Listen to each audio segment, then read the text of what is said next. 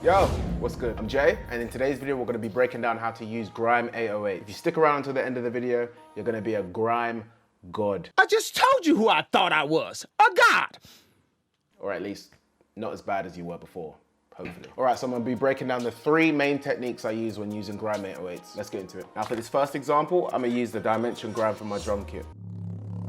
If you want to follow along with the video, this 808 is available in the free version of the kit too, Ragnarok Lite. If you want to get that, just hop into the Discord, agree to the rules, go to the JSewell sound kit section, then you can download it there. Bob's your uncle. What the fuck does that even mean? Who's Bob? I'm also going to purely be using stock plugins to mix the 808 as well, so if you want to see the effects chain, make sure you stick around. Alright, so first off, before you do anything, make sure you find out what key your Grime 808's in. Firstly, you want to open up your sound, right click on the waveform, go to edit in audio editor, this will open up Edison. Next, you right click anywhere in this box, go to regions, go to detect pitch regions. This will pretty much tell you what key your 808 is in. Sometimes there'll be multiple pitches in the waveform, but I usually just go with whichever one is the majority of the waveform. So if this end part was F sharp for some reason, but all of this is C sharp, I'm gonna go with C sharp. Alright, so since we know that our 808 is in C sharp, we look here, this says the root note is set to C, and we'll come down to this piano and just right click here. And now, our root note is changed to C sharp. If you don't tune your 808 and your ears aren't trained, you're just increasing your chances of having your notes out of key. For example, if we didn't set the root note to C sharp and we just left it at the default C, if we wanted to go into the piano roll and actually play C, it wouldn't play C, since the 808 is in C sharp. So you might as well just tune the 808. I hope that made sense. If it didn't, just rewind the video and just watch it back until it does. All right, so the first technique I like to use with Grimes is the method that I'll call the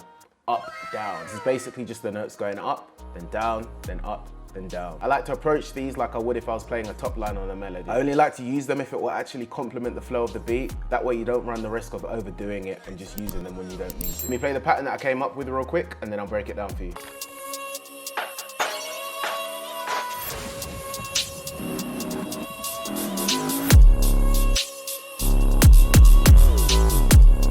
Making these patterns, what I'll usually do is solo my melody, my main 808, and my Grimes. When I'm laying the notes down, usually I'll go to this magnet here and set it to 1/4 beat. So I'll just go up, go down, go up, go down. When I'm starting out, I'll usually just do random placements. Then as I listen to the melody, I'll move them around and find what works best.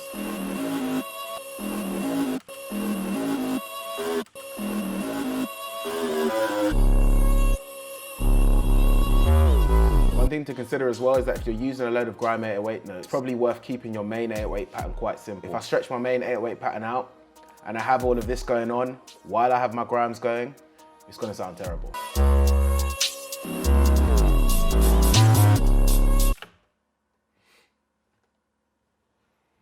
If I did want to have my main 808 going with my Grimes, what I'd do is just simplify the pattern a bit. So I'd look for where my Grimes are hitting, here, and then just remove my 808 and just keep it hitting at the bass note. So let's remove all of these. If you're not just making drill beats for fun and you actually want rappers to hop on your beat, put yourself in the shoes of a rapper. If someone's rapping and then they hear a main 808 with rolls and then the Grime 808 comes in, it's just gonna be way too confusing. It's a fine balance that I'm still trying to learn myself, to be honest. Technique number 2, let's call this one the crescendo. So me personally, I'd either put this at the end of a chorus or leading up to a chorus. So for this example, we're gonna be using the Go Crazy 808 from the Hayes Pure Drill Kit. This kit's completely free, so just search it up on YouTube and you'll find it. So firstly, I'll make an entire pattern with my main 808, with this end part being the part just before the chorus. So what I'll do now is Control A to highlight everything inside of the pattern, Control C, then I'll go into my Grime 808 and literally just copy and paste that pattern. Now what I'll do is just select most of the pattern and delete it because my main 808 is taking up that space, and I'll probably delete these notes as well. Now, I'll just go to my main 808 pattern, which is here, and just shorten it down so that it's not playing and it's just the Grimes playing.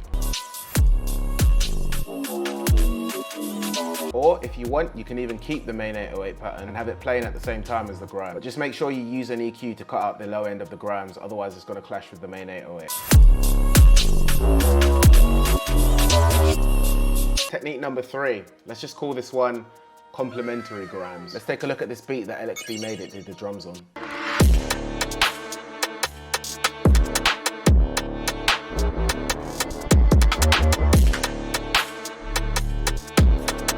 Can you see what he did there? Right around here, this is what I'd call a complementary Grime. The Grime 808 isn't doing anything too crazy. It's literally one long note. But that complements the flow of the beat and leads you into the next 808 pattern. Right around here, he added a subtle little up-down pattern to complement the main 808. All right, now in terms of mixing the Grime 808s, I don't really think there's many rules to it, to be honest. You just experiment and find what works for you. But me personally, for the Dimension Grime, what I'll usually do is I'll add an EQ to remove the lows and some of the highs so that it sounds a bit more hollow. Next, I'll add a free plugin called Camel Crusher, which is essentially just a distortion plugin. I'll play about with some of the presets, but my favorite one is this British Clean preset. Next, I added another Camel Crusher with the Destroyer preset, but I set the mix all the way down just to add a little more saturation. Next, I used a Fruity Flangus or Flangus, whatever the fuck you call it. I don't even know how they came up with these names. And I left it on the default settings, I believe. Flangus or Fruity Chorus are really good for grimes, so just experiment with those. And then I used a stereo enhancer to just make it a bit wider. And then I also used some fresh air to add a bit more high end and a bit more mid end. This might sound like overkill to you, but I think it sounds nice. Just experiment about with it. If you want to throw 12 sound goodizers on your 808 and it sounds good, fuck it. That didn't actually sound half bad. Shit. One of my final tips, if your beat is done and you've got the main 808 and the grimes in there, if you want to test to make sure that the beat works, just rip an acapella off of YouTube, put it over your beat. And if it doesn't sound like there's too much going on, the beat's done. As always, if you guys made it to the end of the video, thank you so much for taking the time to watch this. If you found any value in the video, consider hitting the like. If you don't want to miss my next video, consider hitting the subscribe and the little bell next to it. If you want to join the Discord community, link in description. If you want to get the sounds I use, link also in description. Now that you're done watching this video, if you want to learn how to sample for drill, you're probably going to want to watch this video next. Hurry up.